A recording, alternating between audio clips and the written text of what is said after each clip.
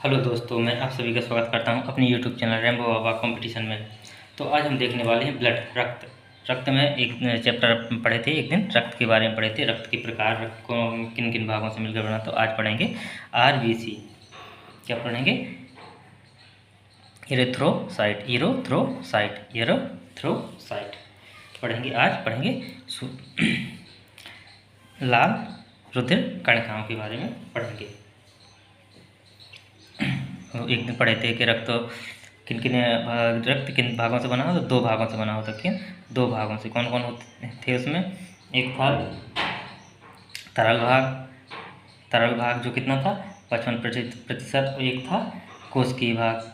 क्या था? कोशिकीय भाग जो था कितना 45%। इसमें कोशिकीय भाग में क्या थे? आर बी सी और प्लेटलेट। इसमें क्या था? ये क्या था? प्लाज्मा था। S M plasma. तो प्लाज्मा में भागते विटामिन वगैरह थे, प्रोटीन और हार्मोन वगैरह इसमें थे। तो आज देखने हैं आरबीसी या यूरोथ्रोसाइट। क्या देखने वाले हैं? यूरोथ्रोसाइट। तो पहले देखते हैं विस्तार से, आज इसको पढ़ेंगे। इसकी नंबर ऑफ संख्या देख लेते हैं। इसकी संख्या कितनी होती है? इसकी नंबर ऑफ संख्या कितनी होती है? ये 5.5 मिलियन, लगभग 5.5 मिलियन प्रति घन मिलीमीटर होती हैं।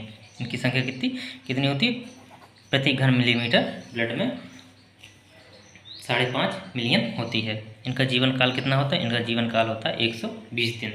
ये कितने इनके जीवन काल होता है? 20 दिन। इनका निर्माण होता है बोन मैरो में स्थित स्टेम सेल के विभाजन से। किसके? बोन मैरो में स्थित स्टेम सेल के विभाजन से इसका निर्माण होता है। और रक्त में कोष बोन मैरो में निर्माण होता है, और किसके विभाजन से? स्टेम सेल के विभाजन से रक्त का निर्माण होता है। किसके विभाजन से? स्टेम सेल के विभाजन। यदि परीक्षा में पूछा जाए कहाँ बनता है, तो कहाँ बनता है? बोन मैरो में। यदि पूछे किसके द्वारा बनता है, तो क्या बताएंगे? स्टेम सेल के द्वारा बनता है, स्टेम सेल के विभाजन से बनता है। देखते हैं रक्त कोशिकाओं का निर्माण की प्रक्रिया। रक्त कोशिकाओं की निर्माण की प्रक्रिया को क्या कहते हैं? हेमेटोपोइसिस। क्या कहते हैं? इस प्रक्रिया को, रक्त बनने की प्रक्रिया को क्या बोलते हैं? हेमेटोपोइसिस बोलते हैं। परीक्षा में पूछ लेता है कि रक्त बनने की प्रक्रिया को क्या कहते हैं, तो इसको क्या बोलते हैं? हेमेटोपोइसिस बोलते हैं। और जो मृत आरबीसी होती हैं, इनको हटाने का कार्य कौन करता है? मृत आरबीसी को हटाने का कार्य करता है स्प्लीन। क्या करता है? स्प्लीन या प्लीहा नामक कोशिका होती है, उसमें होता है। किसमें? स्प्लीन में। स्प्लीन को ही क्या बोलते हैं? स्प्लीन को ही शरीर का ब्लड बैंक बोलते हैं। स्प्लीन को क्या बोलते हैं? शरीर का ब्लड बैंक भी बोलते हैं। किसको? स्प्लीन को शरीर का ब्लड बैंक भी बोलते हैं। किसे बोलते हैं ब्लड बैंक? शरीर का ब्लड बैंक किसे बोलते हैं? तो किसे बोलते हैं? स्प्लीन को शरीर का ब्लड बैंक भी बोलते हैं। अब देखते हैं जैसे जो वयस्क आरबीसी होती हैं, जो मतलब 100, 120, 115 दिन के समथिंग हो जाती हैं, उन्हें क्या बोलते हैं? वयस्क आरबीसी। जो वयस्क आरबीसी होते हैं, उनके केंद्रक और कोशिकांग अनुपस्थित होते हैं। उनमें केंद्रक और कोशिकांग अनुपस्थित होते हैं। उनमें केंद्रक और कोशिकांग नहीं पाए जाते हैं। जो वयस्क हो जाते हैं, उनमें केंद्रक और कोशिकांग उनके समाप्त हो जाते हैं। ऐसा सभी स्तनधारी, मतलब सभी स्तनधारियों में देखा गया। सभी स्तनधारियों में पाया, जितने भी स्तनधारी हैं, स्तनधारी जगत के, उन सब में वयस्क होते ही उनका केंद्रक और कोशिकांग अनुपस्थित हो जाते हैं। लेकिन अपवाद भी इसका, हर चीज़ का एक अपवाद होता है। तो हर चीज़ के भी अपवाद हैं। जैसे ऊँट है, लामा है, तो इनमें केंद्रक और कोशिकांग, इनके रक्त में केंद्रक और कोशिकांग पाए जाते हैं। किनमें? ऊँट में और लामा, इनमें पाए जाते हैं।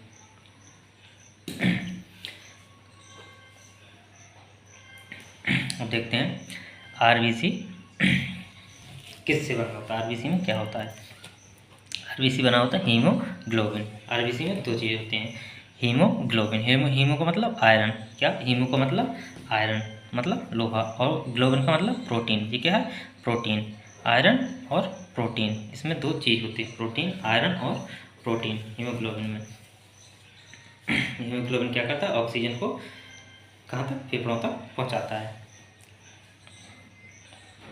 इसमें क्या होता है, ये कितनी मात्रा में पाया जाता है, ये प्रति 100 ml, प्रति 100 ml में कितना 14 ग्राम पाया जाता है, प्रति 100 ml में 14 ग्राम हीमोग्लोबिन पाया जाता है प्रति 100 ml ब्लड में। 100 ग्राम ब्लड है, 100 मिलीलीटर ब्लड खून है, तो उसमें 14 ग्राम क्या हीमोग्लोबिन होगा। अब ये हीमोग्लोबिन कैसे काम करता है, यदि हीमोग्लोबिन दो चीज़ से काम करता है, एक तो शुद्ध ऑक्सीजन को रक्त में पहुंचाता है और दूसरा ऑक्सीजन को मतलब श्वसन की क्रिया होती है तब।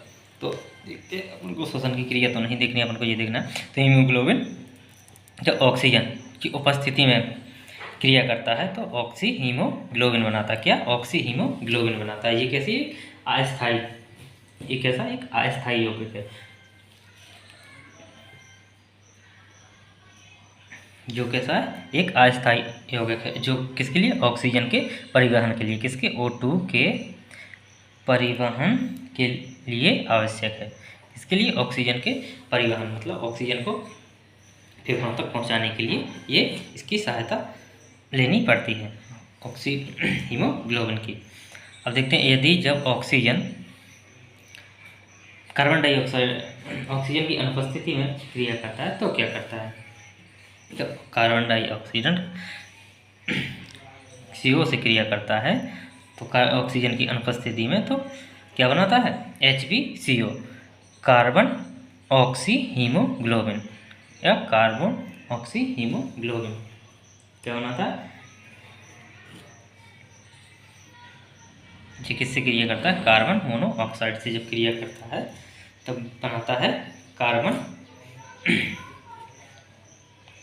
या कार्बो ऑक्सी हीमोग्लोबिन। क्या बनाता है? ये कैसा एक स्थायी यौगिक होता है। क्या बनाता?